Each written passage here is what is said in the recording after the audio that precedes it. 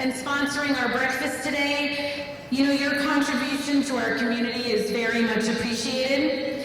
It's now my honor to introduce Joan Livingston, editor of the Recorder, to present this year's award.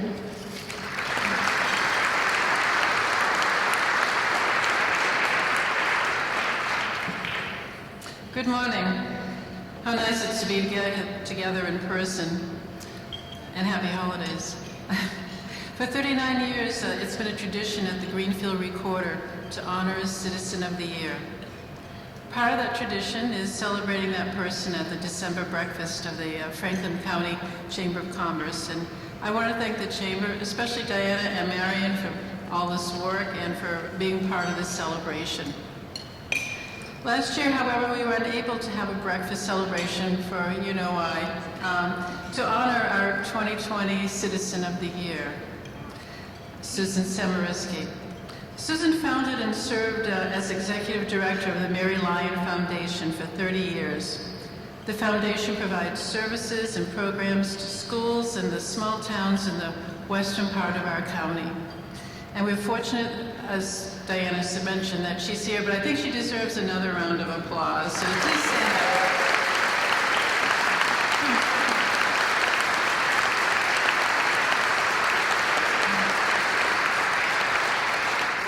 So how do we choose a Citizen of the Year? Well, we asked our readers for nominations, and this year we received 36 individual names.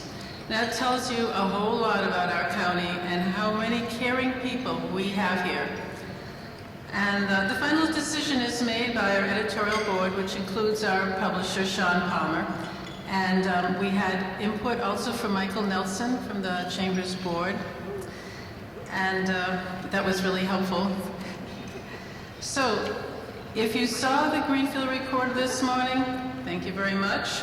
But I want to build a little suspense here, okay? One of our readers sent a list of some of the boards, organizations, and causes that our 2021 Citizen of the Year has been involved in. This is actually a partial list. But I will name a few. The Pioneer Valley Mosquito Control District, Municipal Coalition Against Pipelines, Mohawk Area Public Health Coalition, Board of Health, Planning Board. For years, she helped train volunteers in case of public health emergencies, and that preparedness paid off this year through the COVID-19 vaccine clinics that were held at Treehouse Brewing. Here is a fun fact about our Citizen of the Year. She was in labor with her 4th child when she was signing the tax exemption forms to help create the Deerfield Land Trust. Now that's dedication.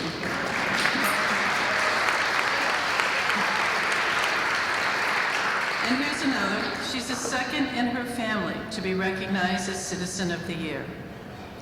Finally, this is one fact that will give our honoree away. She's been a member of the Deerfield Select Board for 18 years. And so it is with great pleasure that I announce that the Greenfield Recorder's 2021 Citizen of the Year is Carolyn Shores Ness.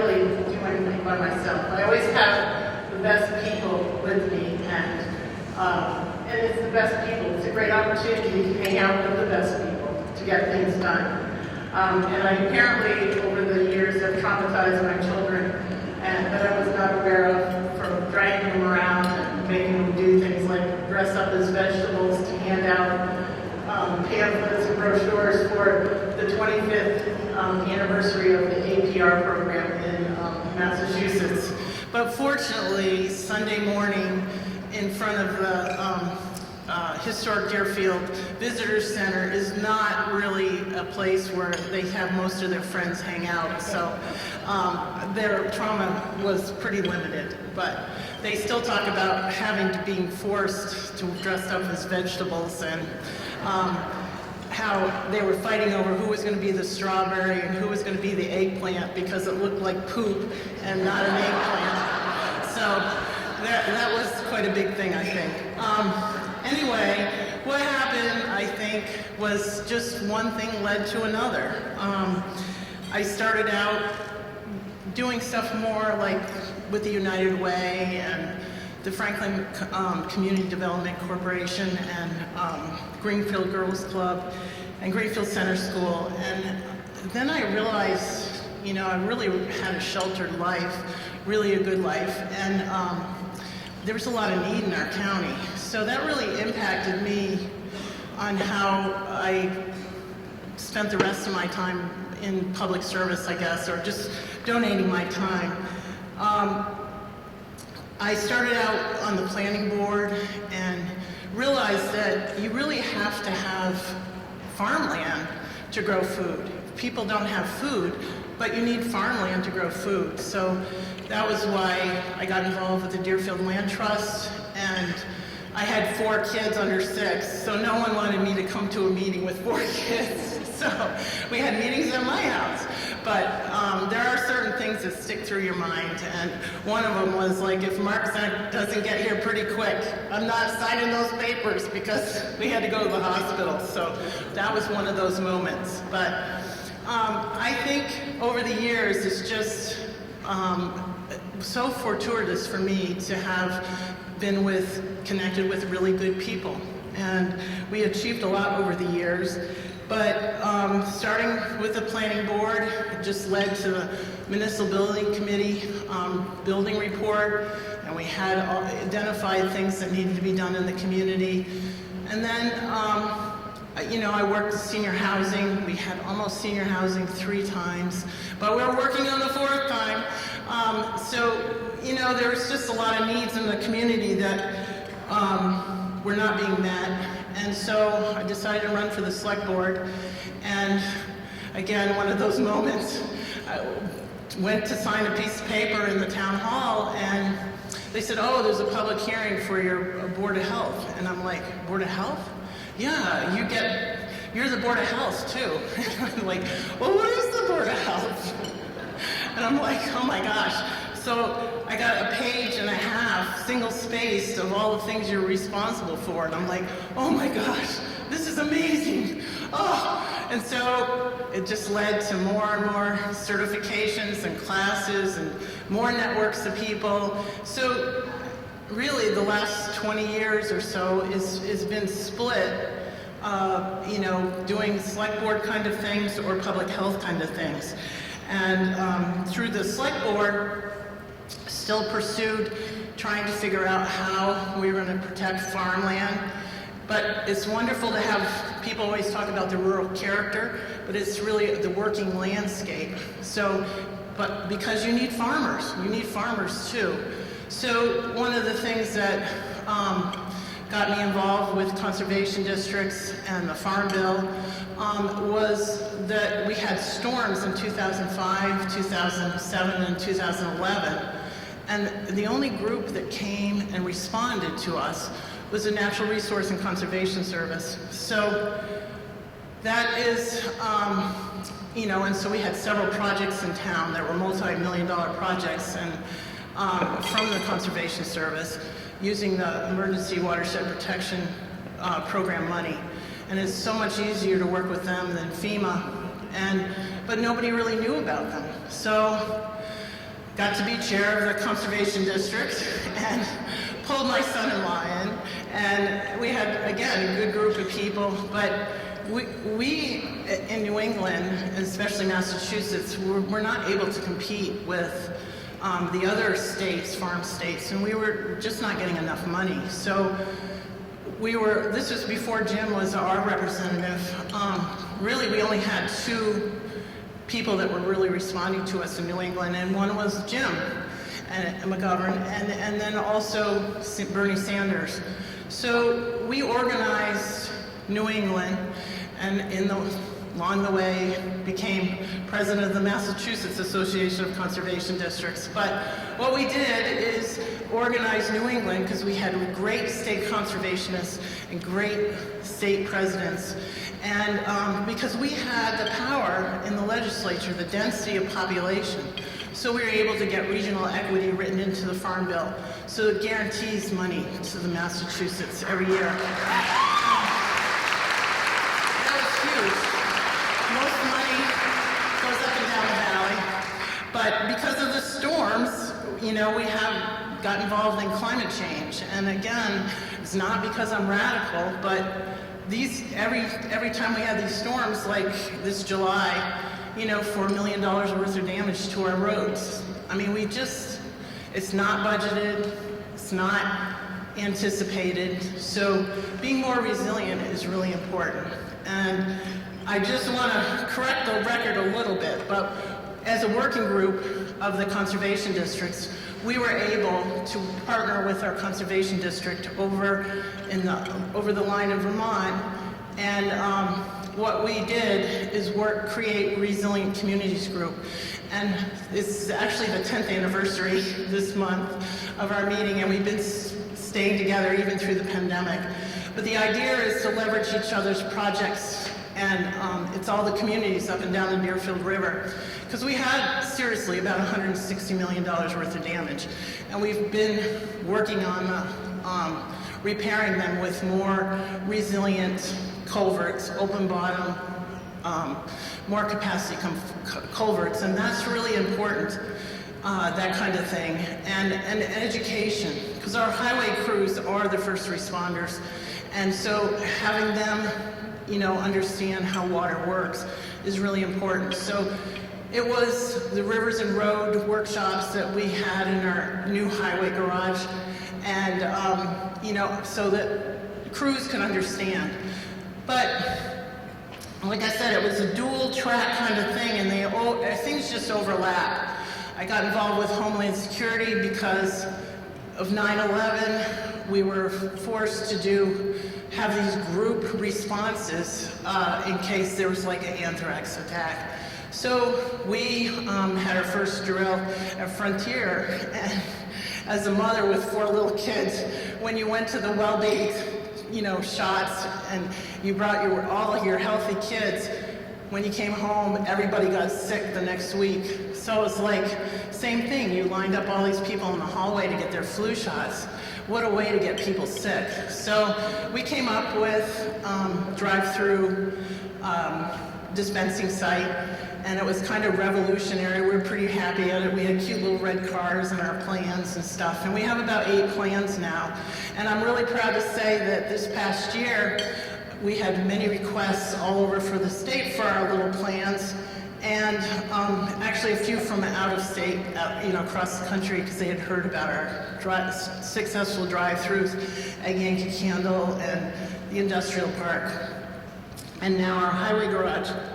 But my first drill, we put in for our expenses for Homeland Security because they had agreed to sponsor it, but they wouldn't pay for my balloons. And they said, we don't pay for balloons, we pay for aerial signage. And I said, oh my God, this committee needs to be, you know, needs new blood. So anyway, I got involved with Homeland Security, and I'm proud of the big things that we do for the region, but also the small things. Just like the other day, we were able to get AEDs and stop the bleed kits for the fairgrounds. And that was, you know, that's significant. So anyway, it's that kind of thing. I remember we had complaints, people were complaining about shelter control and our dispatch service. And so I said, well, why are we having complaints? What's the problem? The working conditions were terrible. And they had really bad work desks and stuff. So my husband went up there, and he does facility stuff. And so he wrote up a paper, and we ended up being able to get it through the state police budget and so they have much better work conditions, and most of the complaints went away. And so it's little things like that that make me really proud. But through this whole thing, again, working with farmers and making sure that we have food production able to continue here in the valley. And we do as many projects as we can locally, because locally, if you have good health and vitality in your communities, you're going to have a good community. So I really feel it's important for us to address some of the long-range things like climate change. And that's why I'm really excited. We got sort of derailed. We have Deerfield 2030, and we got kind of derailed because of the pandemic. But we're starting up again, and Deerfield Academy has graciously going to serve us a lovely lunch again. And we're going to have our climate forum February 12th this coming year. And we're going to try to do it yard by yard resiliency, help people make good choices through their cars, through solar panel kind of things. There's so many different options for people, you get overwhelmed. But as I always tell M.A. Sweetland, it's like one of those things when you start out as, years ago, if everybody remembers, it was only the hippies were recycling. Now recycling is mainstream. So what we're going to do is try to make sure that people understand that there's a lot of retention in your soil health, that there's storage capacity for rain. Deerfield's at the bottom of the bowl. So having capacity in your storage, having pollinator gardens, and having dragonflies eating your mosquitoes.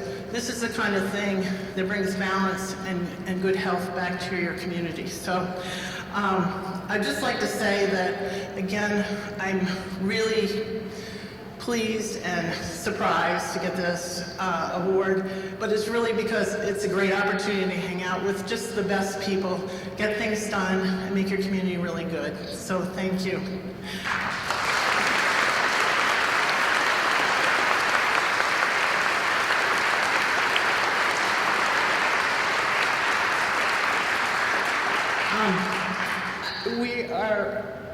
We have the opportunity for $500 awards, and there are 5 organizations that I wanted to make sure got a little bit of something. Northfield Mount Hermon has definitely influenced me, as my dad and my kids. It was a really good influence. The Franklin Land Trust that Deerfield Land Trust merged into is working really hard to preserve the working landscape. And the Franklin County Fair is working really hard to preserve our heritage, agricultural heritage. And honestly, after this past year, everybody's ready for a good party. So the Deerfield 350th is 2023, so I hope everyone wants to participate. And then we have excellent schools, but I think one of the things that's really not mentioned enough is the wonderful strings program at Deerfield Elementary School. Miss Gerald is for my kids now, but grandkids, but the one before for my own kids was really great too. So anyway, thank you.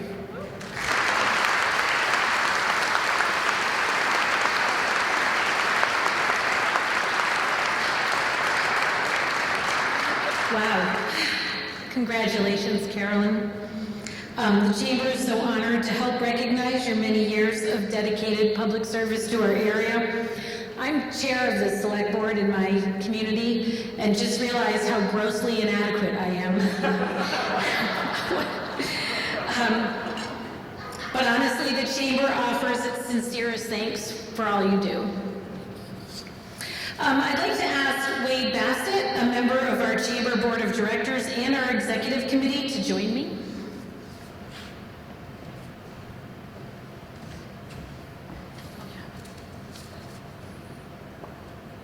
Hello, Carolyn. So I wanted to first say, we have plenty of balloons at Yankee Candle Village. We'll blow them up and we'll deliver them for free. So don't worry about that. We got you covered. All joking aside, I want to congratulate you for this truly well-deserved honor. Yankee Candle Village truly values our relationship with the town of South Deerfield, and I personally want to thank you for the many years of dedicated service you provided for our community. I also recognize that your contributions go far beyond our local community and has probably touched directly or indirectly everybody in this room. So thank you for that. So on behalf of Yankee Candle and the Chamber of Commerce, I'm proud to present to you this gift in recognition of being our 2021 Franklin County Citizen of the Year. Thank you, Carolyn. You'll probably never guess what it is. Candace.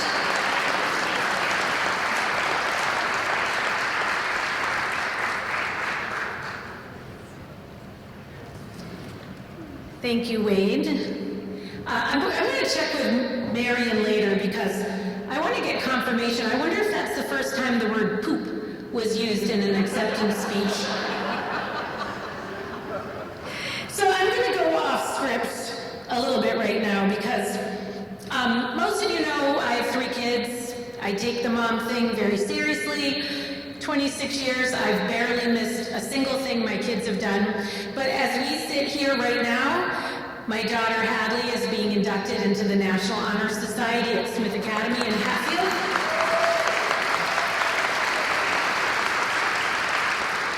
It was a lot of hard work, and you know, we're both a little heartbroken that we're not together this morning. So I would like to ask if you would help me give her a congratulations message.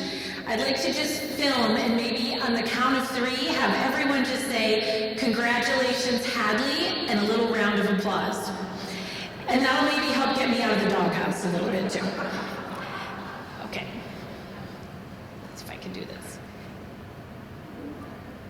Wait a second. 1, it's Hadley just like the town, by the way. Okay. 1, 2, 3.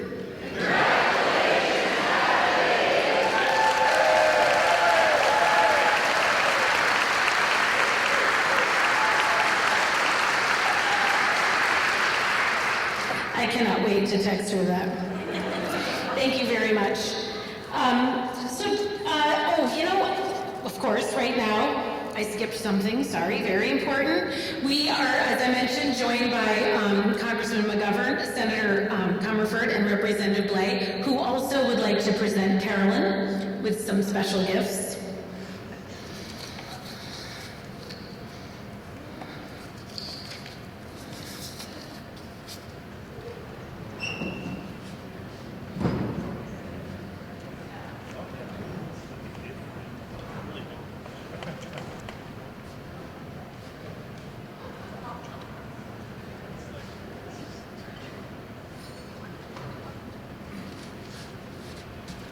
Let me just say, I am so happy to be here in person with all of you today, and so happy to be out of Washington as we honor this incredible woman here today who I've admired for many, many years.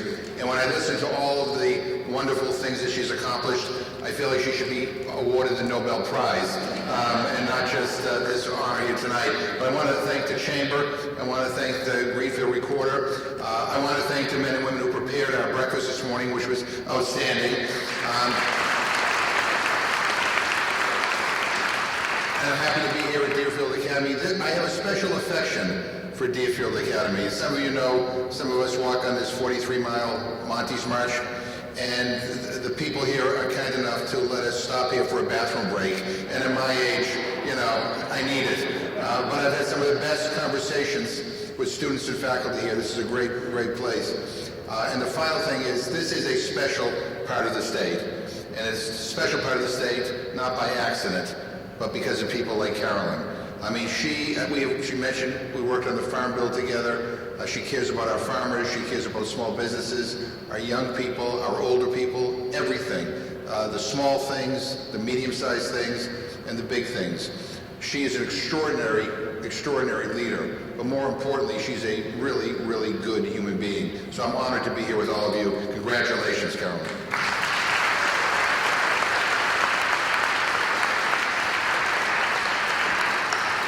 Good morning, everyone. I just want to add my thanks to Deerfield Academy and, of course, the Chamber and the Recorder for this extraordinary event.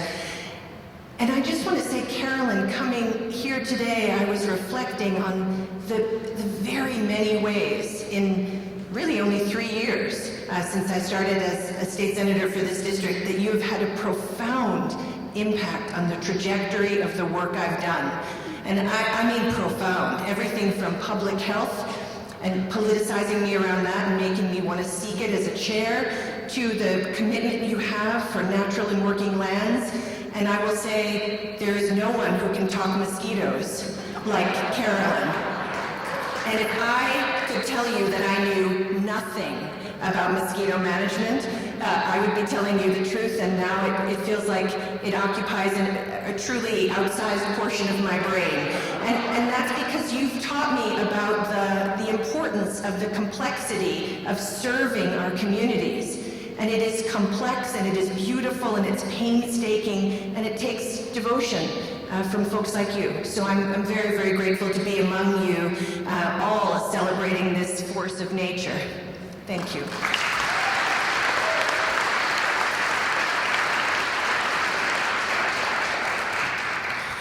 Well, you would think that you would have nothing else to say after Jim and Joe got up here.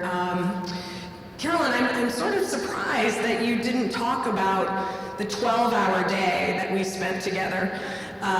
When Carolyn was asked to testify before a committee in the State House on the MVP program, because she has been so involved in that program and shown the state really what that program can do for our communities.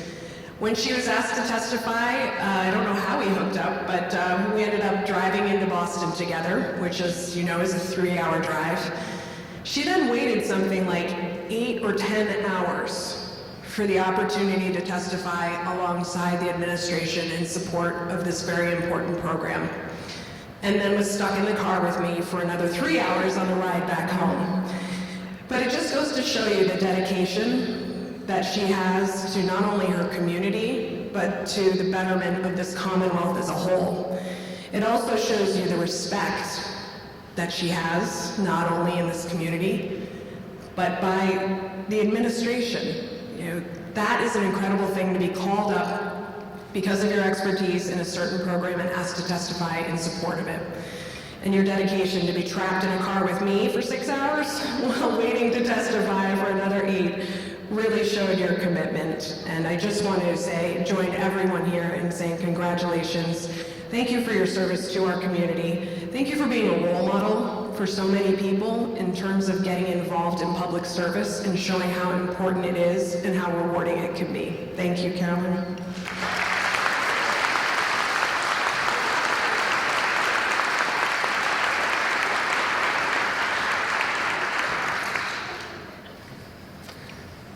What a wonderful morning and wonderful program. So I just want to say that thanks to many generous donations, we have gift cards to give out today. If your program has, hang on, I've got,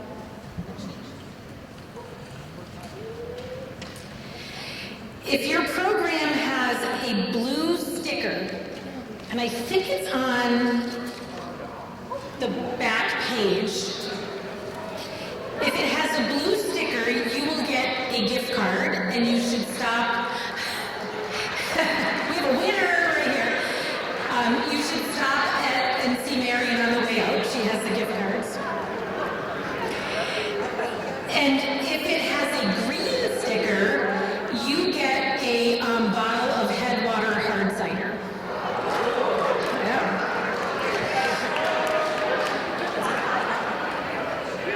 So, of course, we thank Headwater for that wonderful donation. We thank Clarkdale Fruit Farms for donating.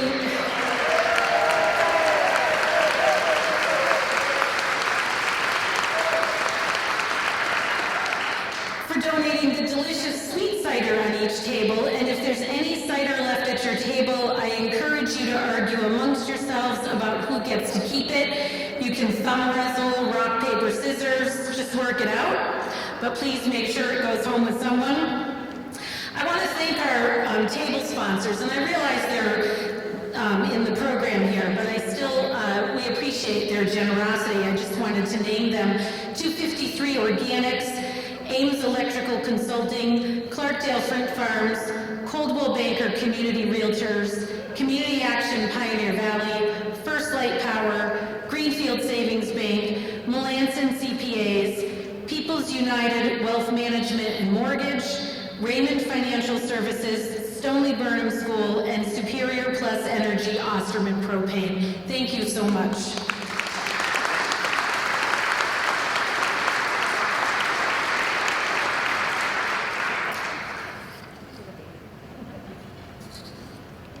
There's some cool items. We sometimes do the swag bags. Usually we change things a little bit. So there are some really cool items on the table in the lobby that have been graciously donated by other chamber members. Please stop by and grab something. And yes, the Blackmer calendars that we all love to put on our desks and keyboards are out there, so make sure you stop by. As we bring the event to a close, I want to again thank Deerfield Academy for being gracious hosts today, and the Greenfield Recorder for being our partner on this event.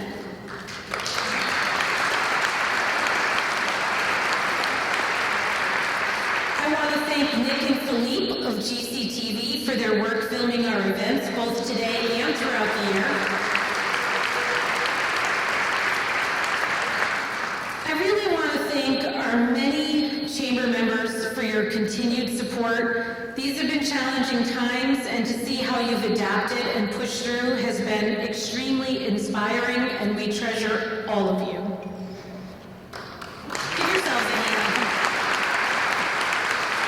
I really want to give tons of appreciation to the Chamber Board of Directors for all their dedication this year. I really love working with all of you, and I truly value your never-ending support and hard work.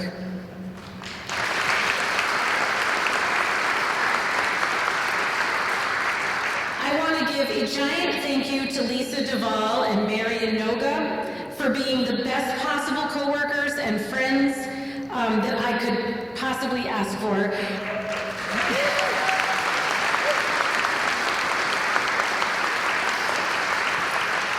And a big shout out to Marion's elves who help her get ready for this, including Peg Saulnier. It's a lot of work to make this breakfast special, so we thank them for that.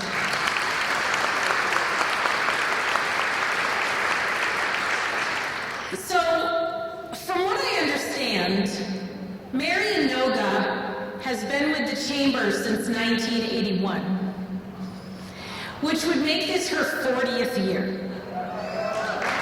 Marion.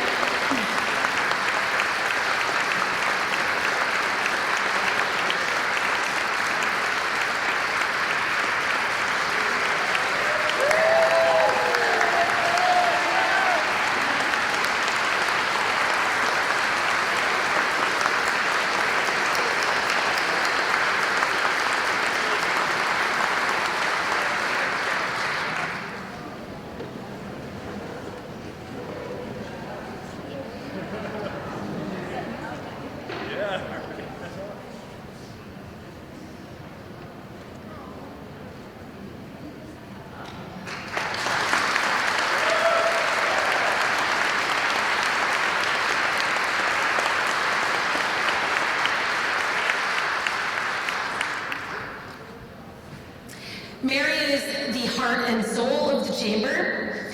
She's that friendly smile, soft voice on the other end of the phone, and I can tell you it's wonderful. I know you all think how wonderful it is to see her at these events. She is that wonderful every moment that I get to spend with her. So I cherish her, and was so happy to have a chance to recognize that. And she's going to be so steamed at me all day. So finally, I want to wish everyone a very joyous holiday season, and of course, a happy and healthy 2022. Better days are ahead. we're getting back into regular programming, and we look forward to seeing you more often in the coming year, I hope. So thank you so much.